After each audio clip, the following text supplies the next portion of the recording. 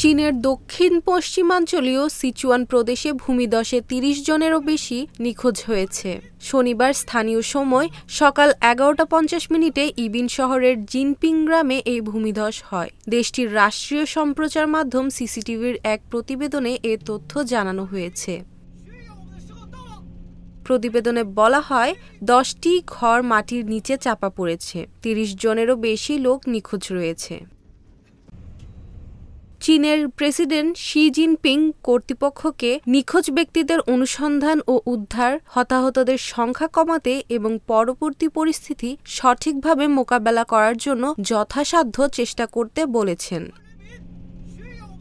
চীনের জরুরি ব্যবস্থাপনা মন্ত্রণালয় একটি অনলাইন পোস্টে জানিয়েছে, ২ জনকে উদ্ধার করা হয়েছে। এতে আরও বলা হয়েছে, জরুরি প্রতিক্রিয়া দলগুলো জীবিতদের সন্ধানে ঘটনাস্থল অবস্থান করছে।